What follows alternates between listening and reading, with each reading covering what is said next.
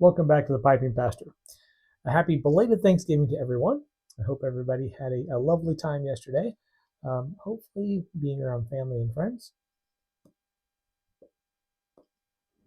I know for us, we were a bit less than normal this year.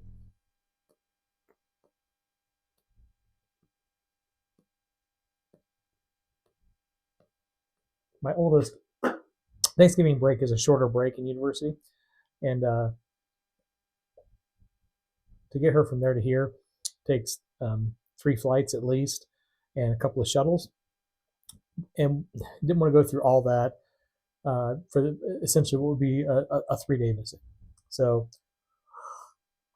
especially since she's coming back for a Christmas break, which is much longer.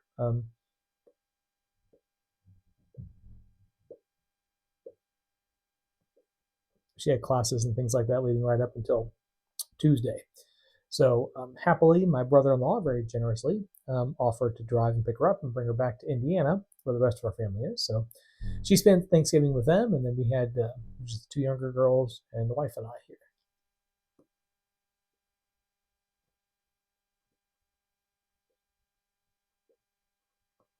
So a bit less than normal, but still, it was a nice day. I, of course, made way too much food. My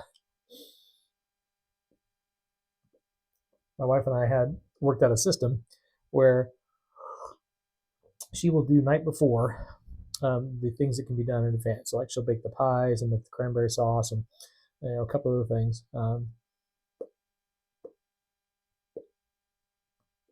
then I'll do the day of what needs to be done the day of. So I got up at 7:30 on Thanksgiving morning and got the turkey in the oven and did stuffing, green bean casserole, broccoli and cheese casserole. The kids wanted scalloped potatoes this year instead of mashed potatoes, so did those.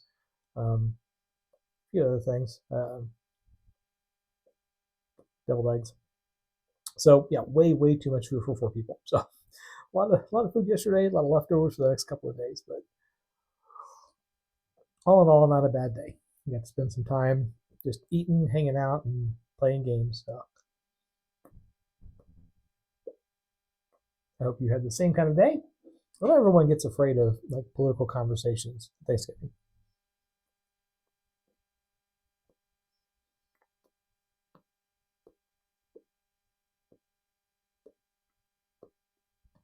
That's kind of the cliche that you hear, right? Getting in an argument with, you know, this cliche personality or that cliche personality, and the whole thing blowing up and everybody getting upset because they're arguing about politics.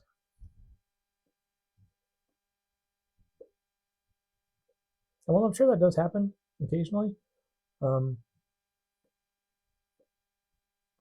I think it's one of those stereotypes that is played upon for the benefit of entertainment folks because the stand-up comedians and late night hosts can make jokes out of it.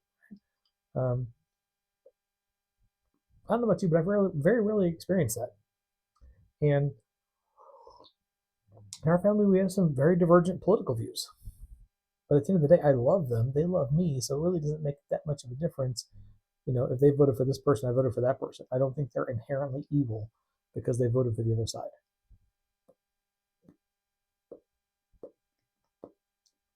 I think politicians on both sides would like us to think that because it's easier to manipulate the masses through fear and anger. Sad, true. Our brother 13 Pipes speaks about this ad nauseum, and I wholeheartedly agree with him. Because the ruling class on either side of the aisle, neither one of them are really like members of the masses, right? I mean, you know,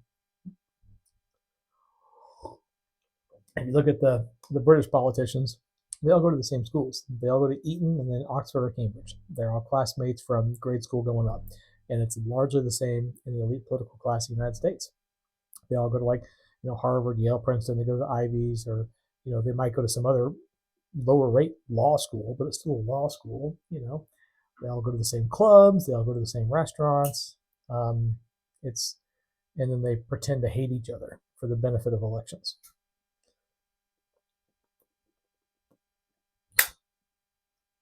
Certainly not something to get in an argument with your family about whom you love and who loves you.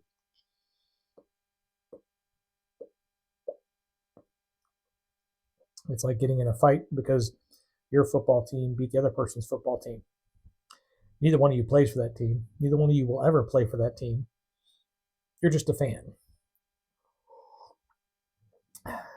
Not worth severing family ties over. Because guess what? In like 5 years, the entire political landscape will change again. We don't even have the same political parties we did in this country, 60 years ago.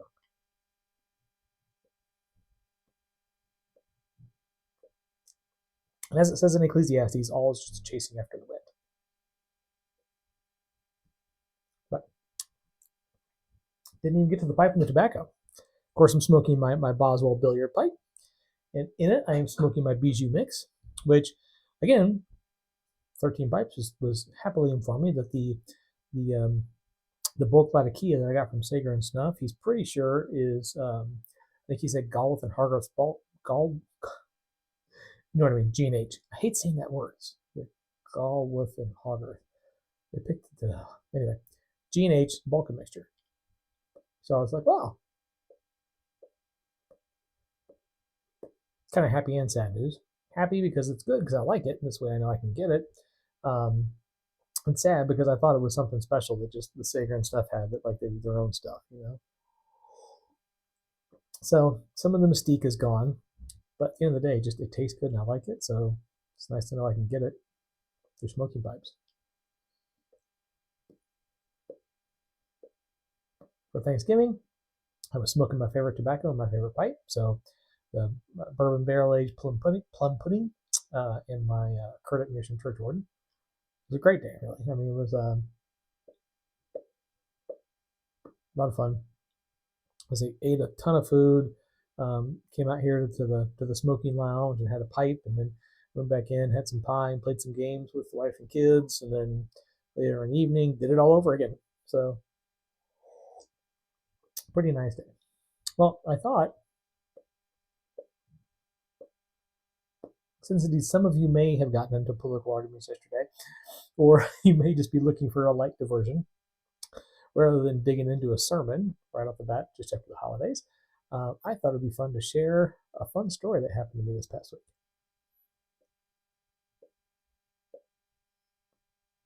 Actually, it's been longer than a week. This story's been running for about a month. And I'm choosing to find humor in it.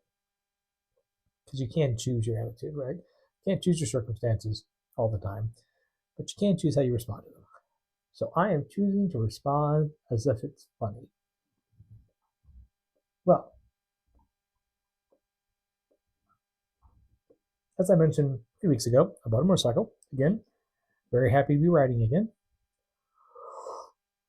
And went through all the rigmarole for the state of Texas to get the safety course done and so forth. Got the bike titled and plated for Texas, which is surprisingly expensive.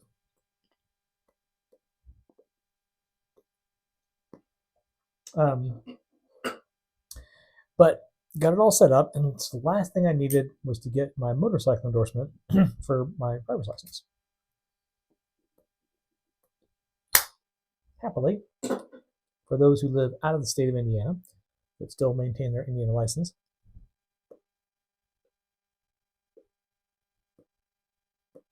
because we do move around a bit, you can get your motorcycle endorsement online.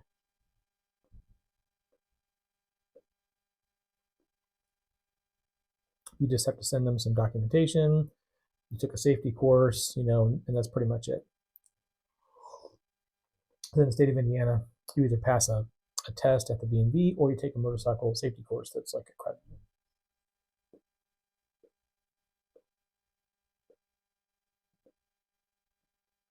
A bit moist, this tobacco. I haven't even tried it out for a while.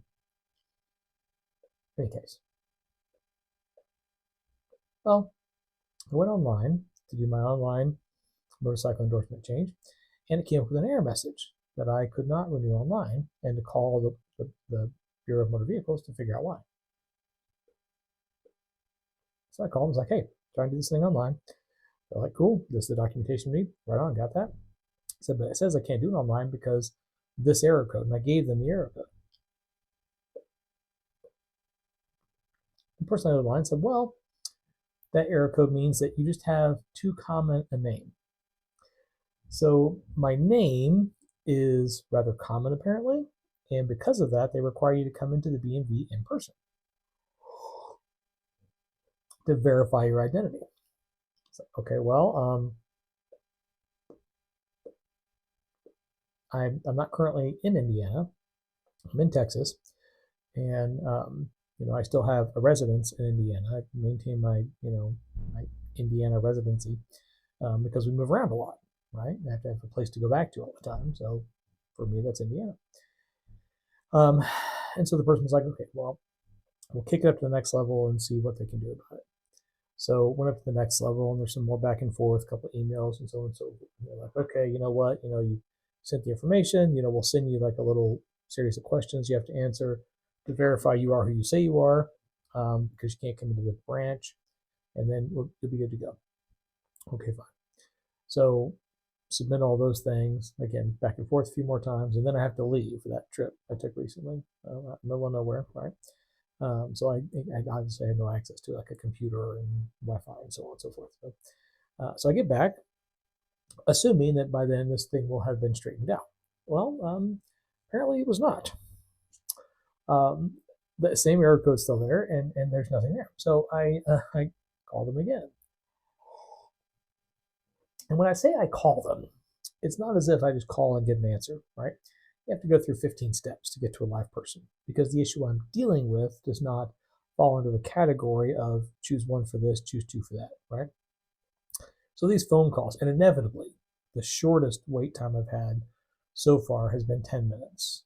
Usually the wait time is around 25 to 30.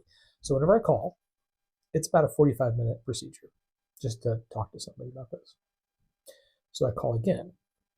When I return, like, hey, this thing still hasn't been resolved. What's the deal? And they're like, oh, well, the last set of information you sent us, the .gov was missing off the email you sent. Okay, well, I don't know how it allowed me to send. And I pulled it up and it was in my sent mail, but I'm like, okay, fine. I'll send it again. So basically we start the process over again. A few days goes by. I see no resolution. They assure me that, they'll get the stuff set and then they'll mail me my new license, right? So I don't want to be bothersome. I don't want to keep rattling on and calling them every other day to check up because it's got to come in the mail. It's going to take a few days. So I give them a few days. Nothing in the mail. Nothing has changed on my online account. So I call back again. And this time I get through to the person who's in charge of motorcycle endorsements.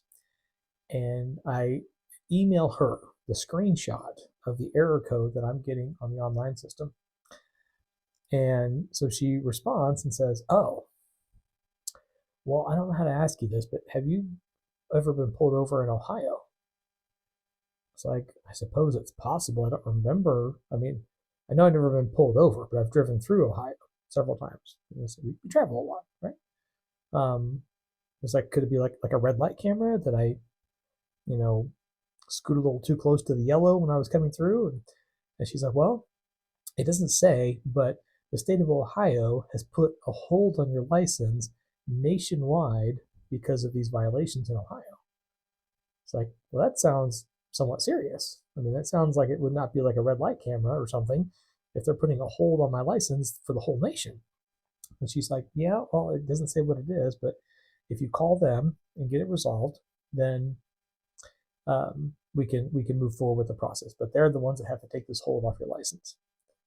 Okay, so I call Ohio. And again, same kind of B&B process, right? It takes a while to get through to a live person. And so I finally get the person on the line. I'm like, hey, here's my name. They ask for my social security. I give them my social security. They say, we don't have anything on here for you. And I was like, well, I have a reference number for this hold in violation. So I give them the reference number. And she's like, oh, okay, yes, I see here. You were pulled over twice, cited for not having insurance, and your fine is $270. So how would you like to pay for that? I was like, that wasn't me. I'm pretty sure I'd remember getting pulled over in Ohio twice for not having insurance, and I always have had insurance since I was 16. I know I've had insurance. It's mandatory in the state of Indiana to get a license, right? Or to drive a car. So she goes, okay, one another. I was like, when was this? I was like, trying to remember because we lived in Maryland and now we're in Texas and we were overseas and stuff. I'm like, when did this take place? It was 24 years ago. And when she keeps speaking to me, she's saying my name, Mister, but it's I was like, wait, are you saying Watkins? And she said, yeah, that's the name on this, isn't that your? I was like, that's not my last name. She's like, oh wait, it's not Watkins? I was like, no. She's like, oh, I see what happened. This person, who's an Ohio resident, got pulled over in the year 2000, cited twice for not having insurance, and because their last name is similar to yours, when we submitted it to the system, it put a hold on your license. So somebody with a different last name in a different state 20 years ago, and because of that, I've had to jump through all these hoops for the last 4 weeks. As I said, I'm choosing to find it funny.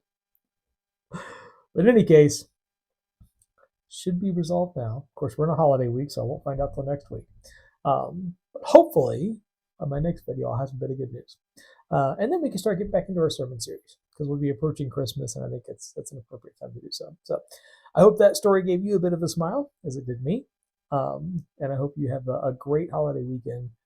And again, remember, blood is thicker than political parties. So have a lovely week. As always, happy reading.